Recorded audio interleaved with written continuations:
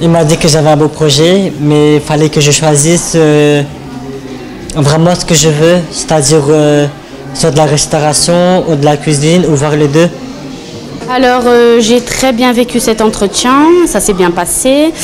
Je retiens que je dois parler un peu plus doucement, me poser un peu plus. Et les points positifs, que je suis très dynamique et énergique, quoi. Donc, bonjour, je m'appelle Myriam Vanier, je suis la directrice d'IMS Alsace et je souhaitais aujourd'hui vous parler de 100 chances, 100 emplois. Donc 100 chances, 100 emplois, c'est un dispositif innovant qui a été proposé en 2004 par Jean-Louis Borloo et Henri Lachmann. L'objectif de 100 chances, 100 emplois, c'est de permettre à des jeunes issus des quartiers sensibles et rencontrant bien évidemment des difficultés d'insertion professionnelle dans la vie professionnelle de construire un projet, d'accéder à un emploi, et ils y accèdent grâce à un réseau d'entreprises qui sont engagées, mais aussi à des acteurs institutionnels locaux. Le groupe auquel on appartient, Elior, est partenaire depuis de longue date de 100 chances, 100 emplois. Et la volonté que nous avons eue, c'est de développer cette opération sur le bassin de Strasbourg. Bien entendu, notre maison mère nous a vivement sollicité pour être pilote de cette opération. Nous avons réfléchi et effectivement, nous avons conclu que ça répondait parfaitement à nos axes stratégiques. Je dois dire que la SN de restauration est engagée depuis plusieurs années, notamment dans le recrutement de personnes en situation de handicap, mais également dans le recrutement de personnes issues des quartiers difficiles en insertion. Donc nous avons une longue expérience dans ces domaines et c'est tout naturellement qu'il nous a paru normal de prendre en charge effectivement le pilotage de cette opération. Donc 100 chances, 100 emplois qui nous a été proposé, c'était vraiment un projet séduisant dans la mesure où habituellement c'est plutôt nous qui allions frapper aux portes des entreprises, solliciter des entreprises, soit pour faire des stages, soit pour des emplois bien évidemment, soit même pour des interventions justement que nous organisons, des ateliers d'information auprès des jeunes pour dire voilà tel métier, voilà les attentes de ce métier, voilà les besoins de l'entreprise, quels sont les critères d'embauche des entreprises. Donc là à l'inverse, ce sont les entreprises qui se mobilisent vers les jeunes. Et ça, j'avoue que c'est remarquable déjà dans la construction de ce projet. Et c'est vraiment très séduisant pour les jeunes de voir que les entreprises de la région se mobilisent vers eux. Donc nous, évidemment, en tant qu'un partenaire de l'insertion, c'était forcément quelque chose qui nous a intéressés. Et c'est pour ça que nous avons adhéré à ce projet.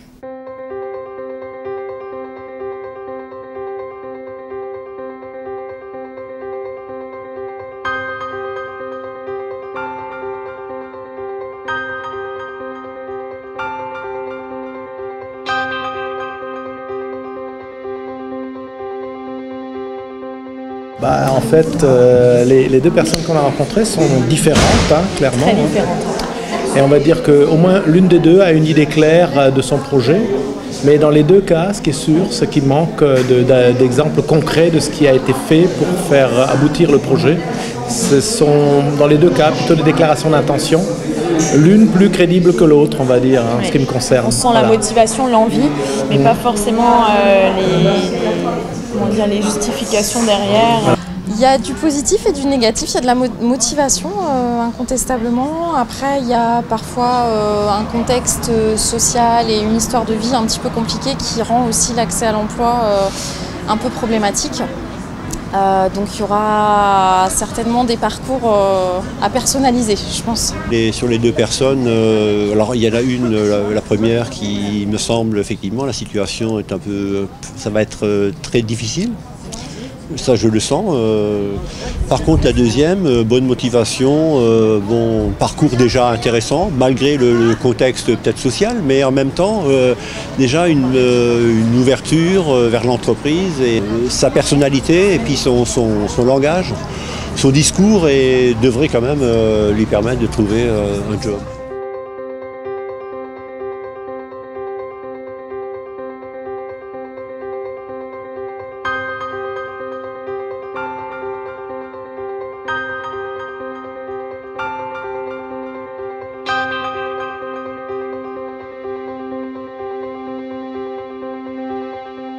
Aujourd'hui, moi, ce que je souhaiterais, c'est qu'on élargisse le panel des entreprises qui participent à ce projet, en leur disant la chose suivante. Vous participez à un projet innovant, vous participez à un projet citoyen, et vous participez à un projet qui est au service des jeunes. L'avantage aussi de ce projet, c'est que les entreprises participantes n'ont pas d'obligation d'embauche. L'idée n'est pas là, n'est pas de quémander des postes, mais plutôt de dégager du temps à consacrer à des jeunes pour leur expliquer comment ils doivent construire leur avenir et comment ils doivent procéder pour pouvoir accéder à un emploi. C'est une expérience fabuleuse. On sait sur le marché, de plus en plus, nous sommes sollicités et nous devenons acteurs pour le recrutement, l'insertion, la formation de notre personnel. Je pense que là, on a une super occasion de nous investir, nous, entreprises, et d'accompagner ces jeunes en situation d'échec ou d'attente pour l'instant. Nous avons une super occasion de les accompagner vers des briques d'emploi. Une mission temporaire, un CDD, mais surtout à terme, un CDI. Et ce que je propose, évidemment, ce que nous proposons avec nos autres copilotes, c'est bien sûr de nous rejoindre, d'être de nombreuses entreprises à venir nous investir ici à Strasbourg sur ce dispositif sans chance, sans emploi. Le but étant de parrainer un de ces jeunes. Chaque fois de parrainer un de ces jeunes et chaque entreprise, effectivement, d'accompagner ce jeune jusqu'à temps qu'il ait trouvé une mission, un rôle, un emploi définitif. Voilà véritablement la motivation qui nous anime tous et j'invite toutes les entreprises à nous rejoindre les plus nombreuses possibles. Écoutez, à conseiller à tout le monde en fait, à tous les recruteurs, à toutes les sociétés qui ont des ressources humaines et puis voilà, ne serait-ce que pour faire un peu de social quoi aussi, c'est important quoi. À renouveler, ah oui clairement, ça c'est sûr. À recommander grandement à toutes les entreprises qui peuvent, je pense, donner un petit coup de pouce à ces jeunes qui ont certainement besoin au moins de conseils.